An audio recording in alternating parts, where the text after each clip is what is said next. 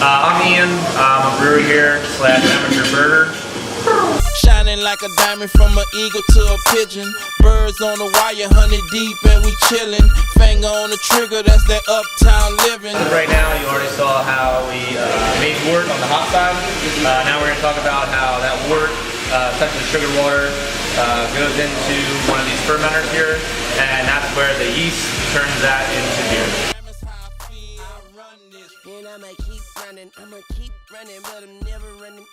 Before we knock out our fresh wort into a tank, we actually harvest yeast off of another beer. So if you see our conical tanks, they're shaped so they drop out. So we actually cold crash the beer, we drop the temperature, and it all the yeast drops out to the bottom, and we pull it off the bottom here. And then once we have that new yeast, we will then blow it into a new tank, and then the yeast is already in there, nice clean sanitized tank, and then we'll blow that wort with sugar water into here, and then that wort will turn into beer because of the yeast. Exiting the kettle, we're actually sending oxygen into the wort. It's really the only time we ever want our wort or beer touching oxygen.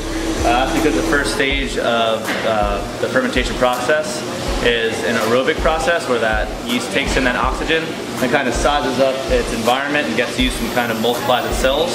Then you're going to have a lag time which can last anywhere from an hour to 24 to 48 hours. And then once it's all sized up and understands its environment, it turns into an anaerobic environment, anaerobic respiration, where there's no oxygen and it starts consuming those sugars, creating ethyl alcohol as well as CO2.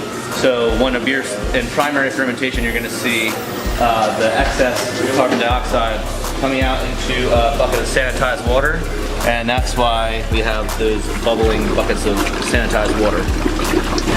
So sometimes what happens when we top off our tanks a little too high, or when our yeast are in a really good environment, they're really happy, they actually blow off into the bucket, blowing off some of the top krausen, and sometimes it actually makes a nice mess for us to clean up in the morning. So that would be an example of primary fermentation about 2 to 3 days into it, really vigorous, bubbling. Primary fermentation will last for another 10 days to around 2 weeks, and then at that point we can start to dry hop the beer, fruit the beer, cold crash it, and begin the packaging stage. So basically, brewers are the one who make wort or sugar water, and the yeast is really what is making the beer.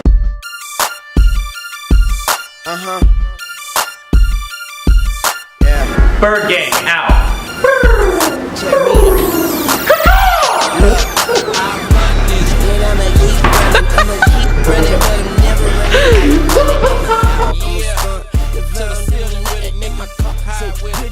Talking money, nigga. I got brain.